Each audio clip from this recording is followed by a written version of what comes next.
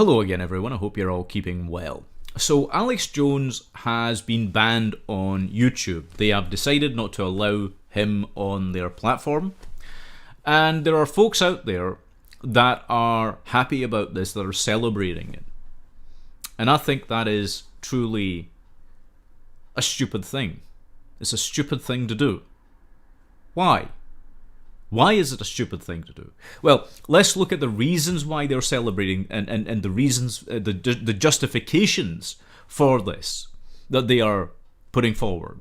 They're saying that corporations, like, you should read some of these comments that are in favor of all of this, whether it's what people are saying in interviews, in the mainstream media, whether it is on Twitter, whether it is on YouTube itself.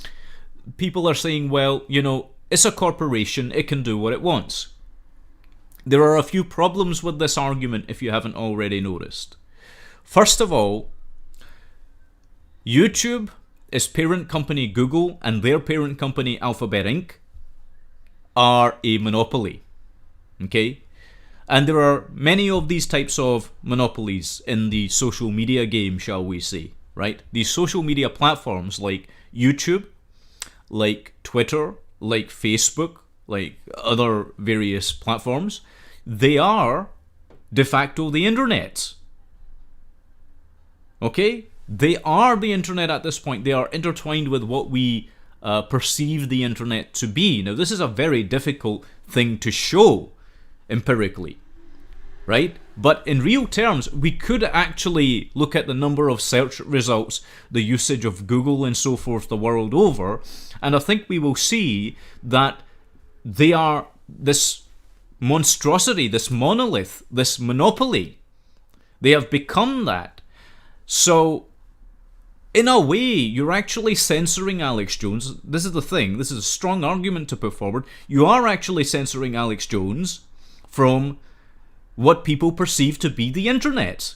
Now, does that mean that social media giants are the internet? No.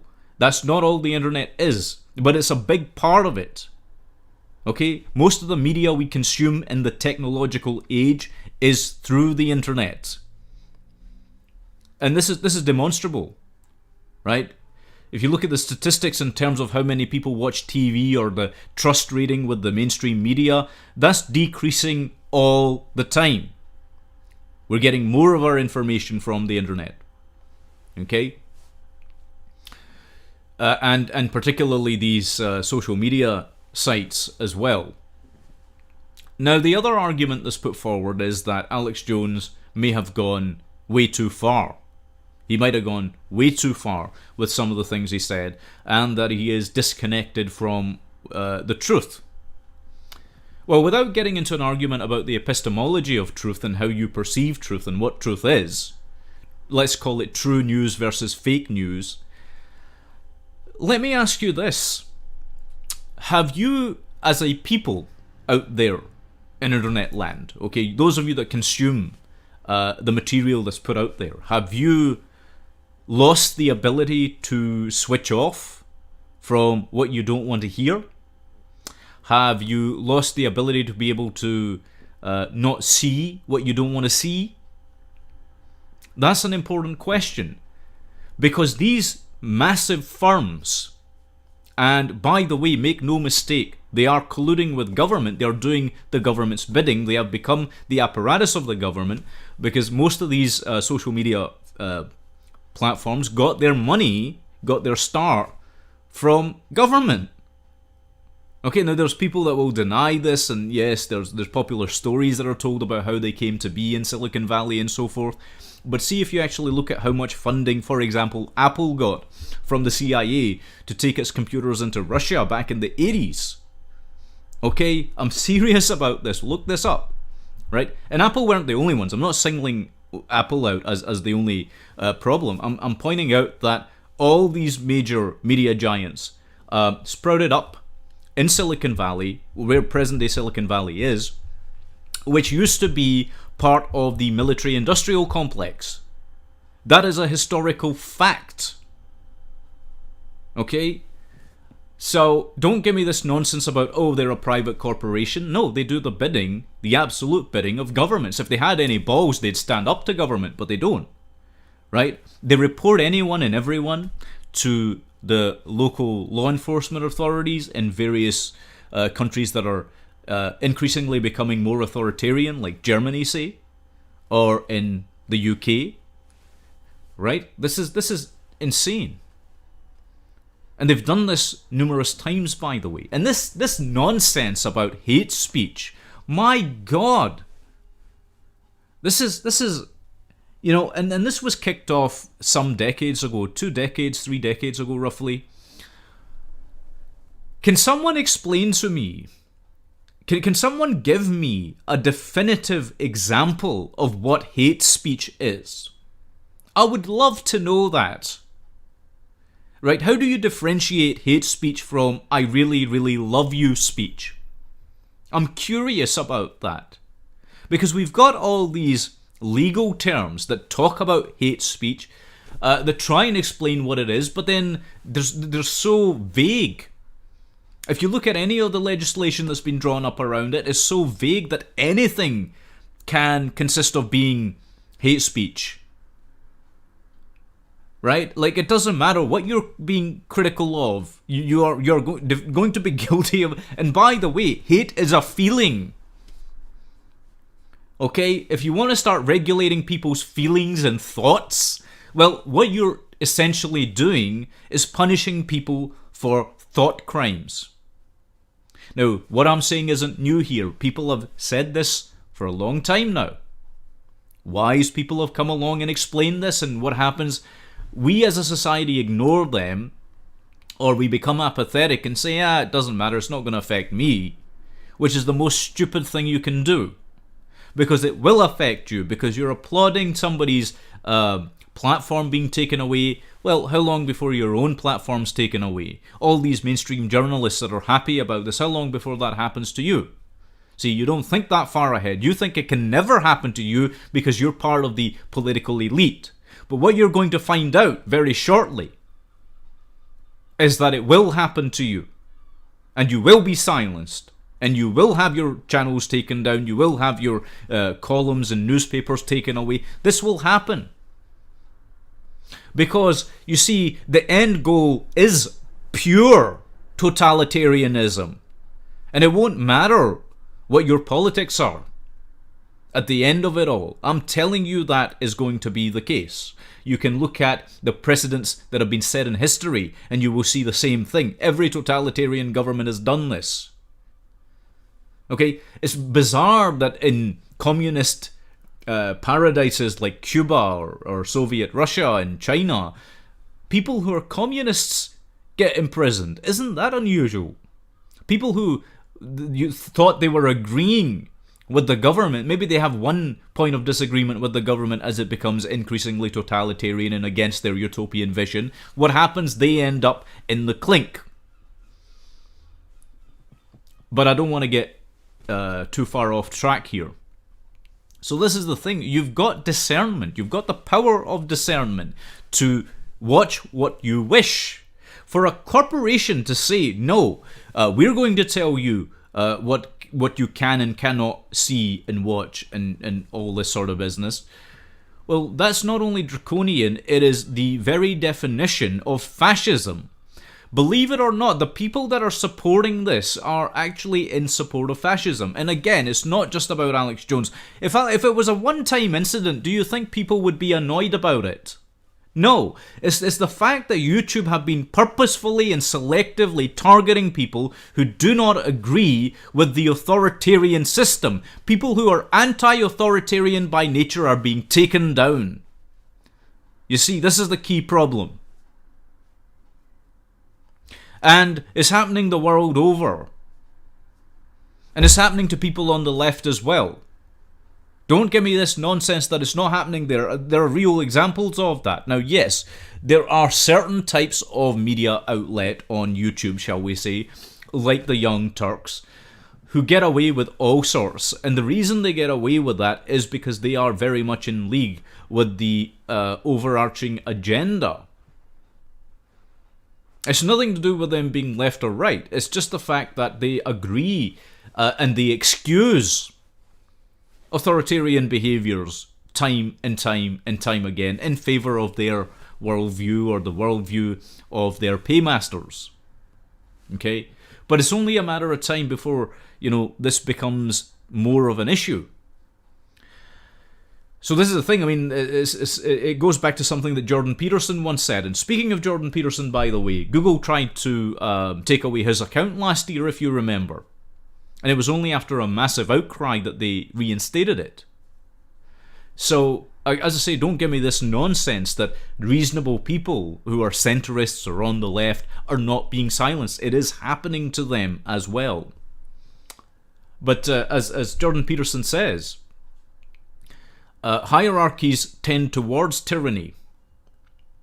Okay, this happens, and the more tyrannical it becomes, the more controlling and possessive it becomes of all that it sees as under its umbrella. And it's done in the name of caring for their citizens. See, the most appalling atrocities are committed in the name of compassion. And this is why, although empathy and compassion are an important part of who we are, love is an important part of who we are as human beings. You can misuse that, you can take it too far, you can abuse that, you can twist it. And this is what's going on. You can twist up people's emotions by using certain types of rhetoric. Now, is Alex Jones guilty of that? Sure. Is he possibly guilty of libel? Sure. But there are laws in place so that people can sue such behaviours.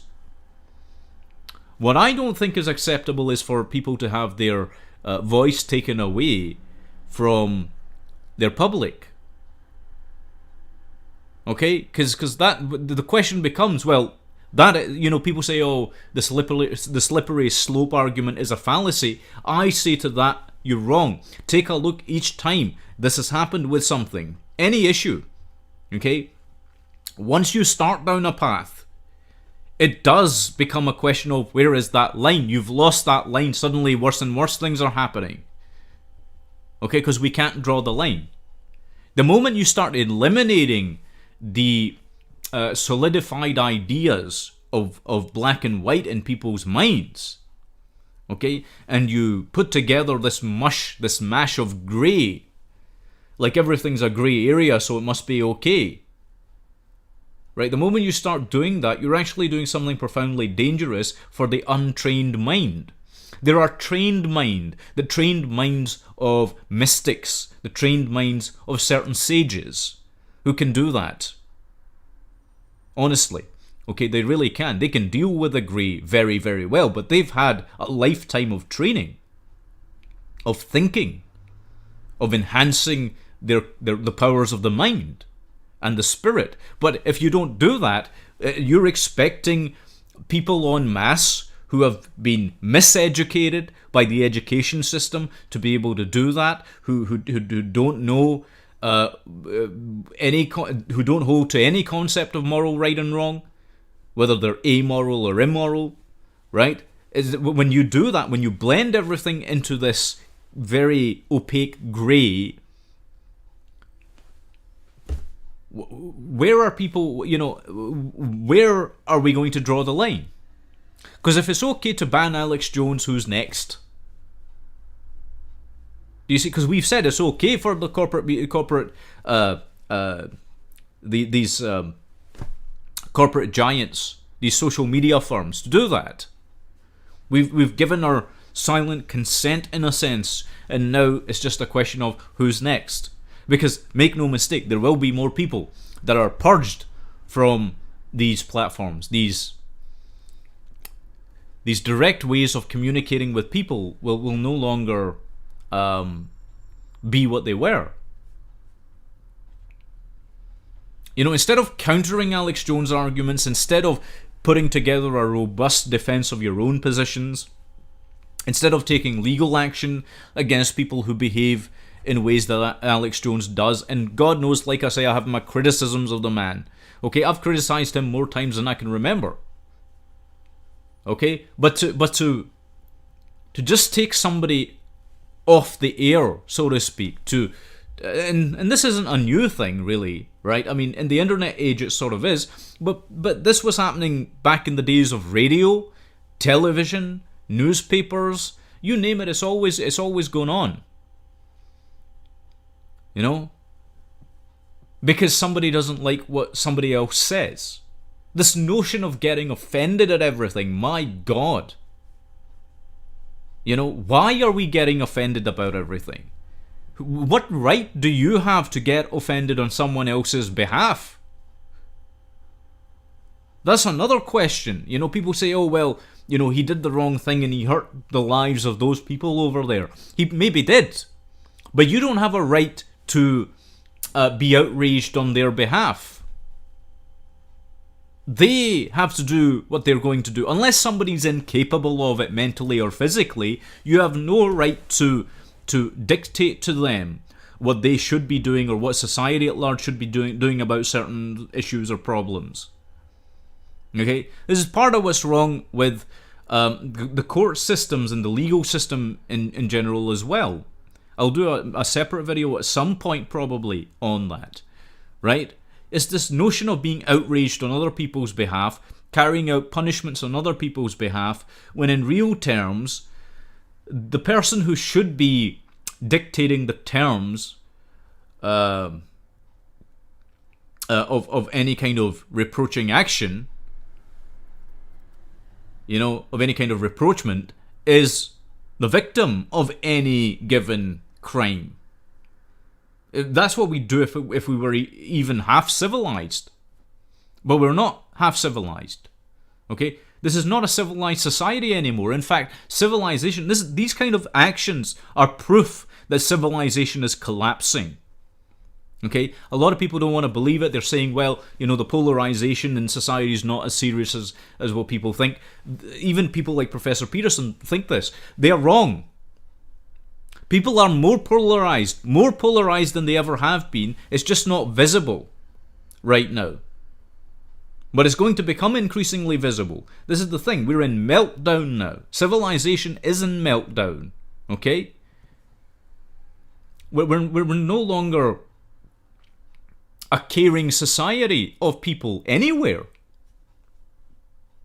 It's all become about dog eats dog. You know, there's no real care in this world of ours. Because how many people truly care about the concept or the conceptual framework of freedom of speech and what that means? How many people are passionate about it any longer?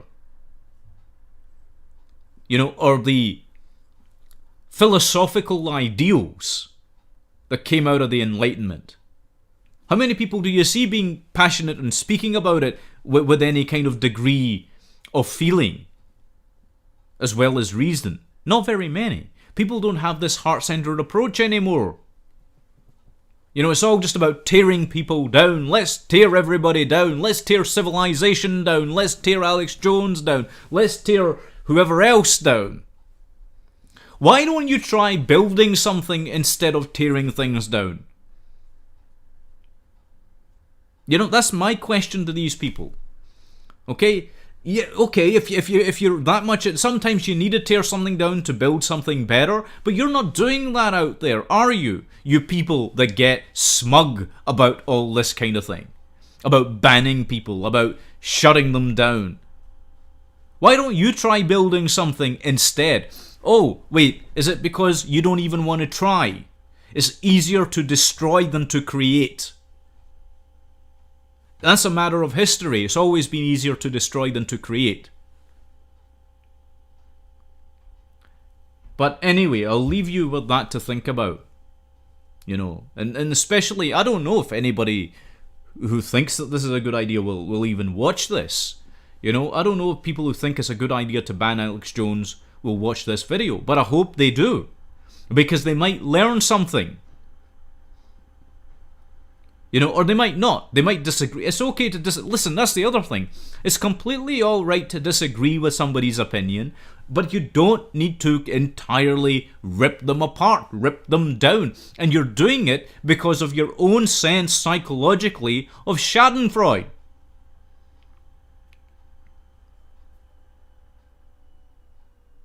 You know, it's this notion that if you see somebody successful and you know inside yourself that you will never reach those heights, doesn't matter where, or even perceived success or whatever, right? It's like, well, then you know, you applaud when that person fails. Because that's the sickness in the mind, it's the sickness in the heart of a human being. And that's not to say that Alex Jones isn't wrong morally on a whole bunch of stuff. He is. He suffers from sickness of thinking and sickness of feeling in the heart as well, in a true sense. Okay? But two wrongs, you know, your teachers used to tell you this in school. Maybe they don't anymore. Two wrongs don't make a right. So, think about that before you go out there ripping people down. You know, maybe it's a better idea to try and build yourself up, so that you can create a counterposition to that which you do not agree with, which is firm and strong. Maybe you might even have to change your mind on certain things. Do you know how many times I've had to change my mind in my life? It's not a bad thing. More people should try it. Anyway, I'm going to leave it there for this video, but I want to thank you very much for watching. Take good care of yourselves, and God bless every one of you.